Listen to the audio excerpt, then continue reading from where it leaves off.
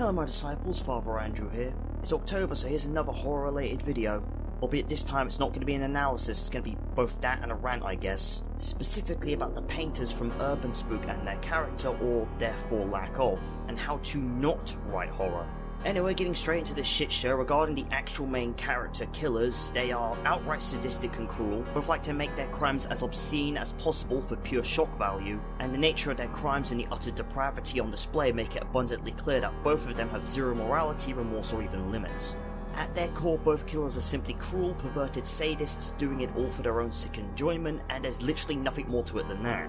Like, I'm just gonna be straight with you, I'm gonna drop the whole professional, dialogue stuff here, because I just cannot take this dog shit seriously. This is the most one-dimensional, poorly written horror shit I've ever fucking witnessed, and it's so bad that, you know what, we're just gonna skip right forward, and I'm just gonna list all the fucking things wrong with this series right now. When it comes to UrbanSPOOK as a whole, there is an overall just zero plot. 90% of it is just shock content. Whatever plot exists is absolutely bare bones, there's no character work, no respect for the heavy and grim topics that it uses like murder, SA, CSA, etc. All of which do fuck all to serve the story, and they're all just thrown in for shock. All the episodes follow the same formula except for episode 7. Oh, plus UrbanSPOOK making merch of the artwork, specifically, the Corey one, and then doubling down on it, showing he has zero consideration for the topics at hand, and he just has zero fucking respect for how serious of a topic CSA is. And he likes to act all edgy to hedgy on Twitter and shit. Just fuck off, man. Yeah, if anything, the only decent thing I have to say about UrbanSPOOK series is that a few of the actual paintings the killers made are either genuinely unnerving or well made. As far as the positives go, that's straight up just it. And with that, I'm just gonna calm down for a second and actually try to give you a detailed explanation into how UrbanSPOOK failed to make the narrative or story of this good in any capacity. Firstly, there's a complete lack of meaningful plot. Everything follows a formula and is predictable. Even the killings serve no real purpose outside of shock, and there's no meaningful start or end to any of it. Secondly, a complete lack of characterization. The killers are too simplistic, and if anything, they're boring, because they lack any real characterization, backstory, or anything to flesh them out. They're one-dimensional, and that even applies to the victims. We get nearly no info on any of them to really make them stand out. Thirdly, a complete utter lack of direction, not even reasons why the killers pick specific victims. Overall, the plot goes nowhere, it follows the same formula each time except for that one episode, and nothing really changes. There's no real build-up, no progression. Very few hints of information that when you actually think about them for 5 seconds make no sense, and overall it's a complete clusterfuck.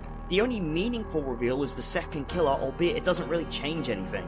Fourthly, the obvious over-reliance on shock value and grim topics to disturb the audience rather than making anything meaningful with it. Even something as simple as some symbolism in the way they died being connected with something the victims did in life, that's just not there, it's just violence for the sake of random violence.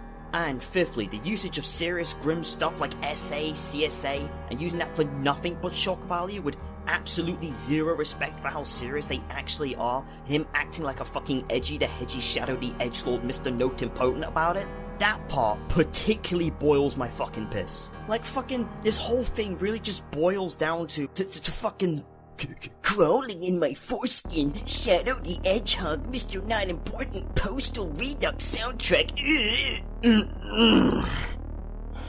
Okay, recording Andrew having calmed down here, but personally, how I would create a series using the premise of a killer who makes paintings based off his victims, it would basically be like this. A pair of cops who are investigating as a serial killer goes on a rampage and leaves behind paintings at each crime scene, each one showing how the victim died. But each painting also has a clue to who the killer is, and all of them connect to a specific cold case of a missing person who disappeared many years ago, alongside parts of one big final painting that's slowly being assembled with each murder having one part, all of the victims too being related to the cold case disappearance. Judges and detectives from the case, officers who investigated, but none of them are the family of the missing person. As it builds up and progresses, they find leads to who the killer could be and form a list of suspects, those being primarily the family of the missing person, albeit some of them also vanished during the original cold case. But as the killings continued, hints point specifically towards the original missing person, and not the ones that followed just after. So using the evidence, they suspect that the original missing person is the killer and set up a trap for them. They do catch them and discover that the killer is in fact one of the other missing family members who vanished after the original case. Finally having the killer, they interrogate him and he explains why he killed those specific people. It then turns out that the first disappearance was a murder along with the other disappearances, and the people he killed were all corrupt cops, detectives and judges who covered up his family's murder. The killer even giving them information on what happened and evidence for it, which he was unable to do while the corrupt officers and stuff were still alive, as they would obviously not charge themselves for the crimes they committed, and with the positions of power they are in, chances are they will just overrule everyone else or just destroy the evidence anyway. So they investigate, find where the bodies were buried and evidence that confirms it to all be true. But as to why the family were killed, he tells them that too. Turns out the corrupt officers, detectives and judges had powerful gang ties, and were giving their associates ways to avoid the law for their own gain. The family of the killer being dealt with due to one of them being a journalist on the inside who tried to expose them all but got caught and made an example of. His family around him being killed to tie off loose ends, the killer barely surviving being shot in the stomach, which barely missed his vital organs by pure luck as he was left to die. Just so I can make this kind of ramble here clear, the killer is doing this as revenge because his family were murdered because one of them tried to expose the corrupt members of the law. But anyway, only a few members of the family were left out of it as they had no real connection to the reporter, and the ones who were killed were closely related. After that, he plots his revenge from the shadows, the killer also being revealed to have been an art student around the time, and all of his paintings and how he killed each corrupt officer being unique to what they did as part of their corrupt operations. And once they have all the evidence, the investigating officers arrest and charge the remaining living targets of the killer with the crimes they committed and the murder of the killer's family. And the killer gladly turns himself in, having finally gotten revenge on them. But we get an ending where the cop protagonists who were investigating debate on letting the painter killer go free, as he did it entirely out of revenge, and they can understand why he would resort to this and even sympathize with him. They debate on it, evaluate the risks, decide how to track him if he starts killing again in the worst case scenario, but ultimately decide to let him go free. Also, that final painting that I mentioned at the beginning turns out to be of the killer himself. Forgot to mention that. The whole point of that is so that as the image is being assembled, the corrupt cops would start to recognize it, go out to try and find him, and that would allow him to ambush and kill them easily. I thought up this whole crude, flawed, maybe hard to follow first draft of a simple idea in less than 5 minutes. And already I feel like it would be a significantly better murder mystery with a better twist than what UrbanSPOOK made.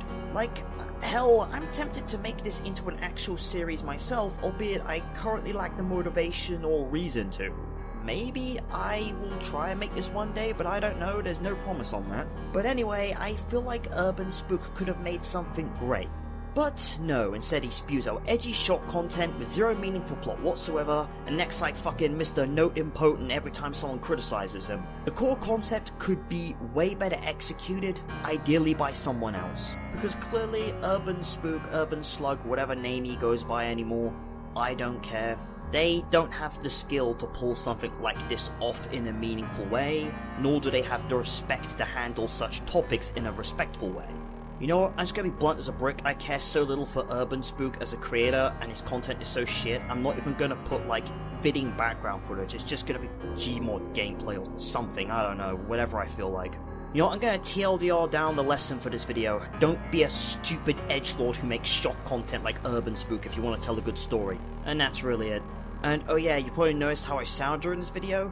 That's because I hated recording every second of it. I'm honestly only doing this to get this character off the list of characters I was originally planning to do videos on, which I made about 8 months ago and I'm now gonna have to go through because it's very clear that some of these are just not worth looking into. But anyway, to TLDR this whole video, it all just boils down to, oh, the Edge, Shadow the Hedgehog, Mr. Note Important, fucking that's it, goodbye.